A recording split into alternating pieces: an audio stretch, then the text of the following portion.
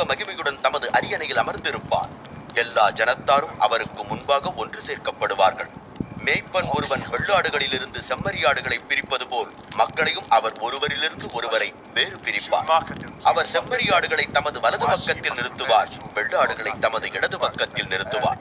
அப்பொழுது அரசர் வலது பக்கத்தில் நிற்பவர்களை பார்த்து, என் பிதாவினால் ஆசீர்வதிக்கப்பட்டவர்களே, வாருங்கள், உங்கள் அரசை சுதந்திரித்துக் கொள்ளுங்கள்.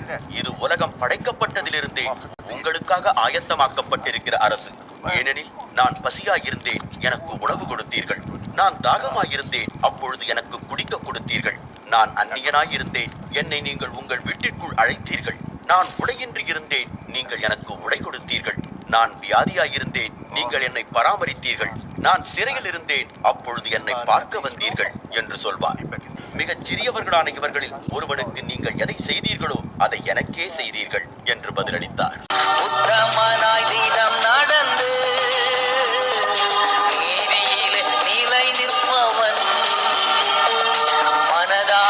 சத்தியத்தையே தினம்தோறும் பேசுபவனே, தோழனுக்கு இங்கு செய்யாமல் நிந்தையான பேச்சுக்களை பேசாமல் இருப்பவனே. 17 வயசுல பால்ரங்க போறோம், முனிச்சால, ஆரப்பாளையம், எல்லா இடத்துலயும் போய் இயேசு நல்லவர்னு அந்த பேப்பரை கொடுக்க போனேன். அதுல தெய்வம் நம்மளை நம்பினார். இன்னைக்கு நான் சொல்றேன், இயேசுவை நீங்க ஒரு தெய்வமா, ஒரு கடவுளா பார்க்க வேணாம், உங்க தகப்பனா பாருங்க. எங்களுக்கு இயேசப்பாவுடைய பிள்ளைங்க காசு கொடுத்து நாங்க இயேசு கிட்ட வரல, அவர் நல்லவர்னு நாங்க இயேசு கிட்ட வந்துருக்கோம்.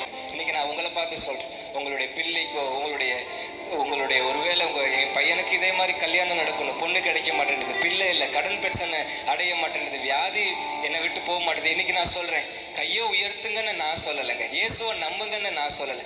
இன்னைக்கு நான் உங்ககிட்ட ஒரு மகனா நான் சொல்றேன், அவர் ரொம்ப நல்லவர். தனியா வந்தீங்கன்னா அவங்க காலில் கூட நான் விழுந்துருவேன். ஏன்னா இயேசுவோட அன்பை நான் ரொம்ப ருசிச்சிருக்கேன். ஒரு தேவையோடு இருக்கிற ஒருத்தங்களுக்கு நீங்க உதவி செய்து பாருங்க. அவங்க வாயிலிருந்து புறப்படுகிற வார்த்தைகள்லாம் அவ்வளவு நம்ம ஆசீர்வதிக்கிற வார்த்தைகளா இருக்கும்.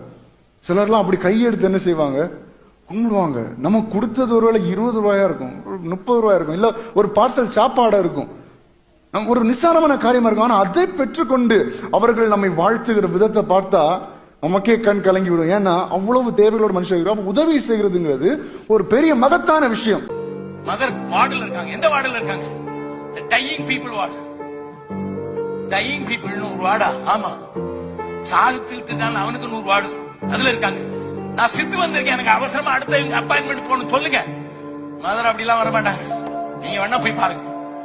வேற வழி இல்லாம டையிங் பீப்புள் வார்டு போனா மதர் தெரசா ஒரு ஆளை தோள் பட்டையில போட்டு அவனுக்கு லாஸ்ட் பிரீத் போறதுக்காக தடவி கொடுத்துக்கிட்டு இருக்காங்க.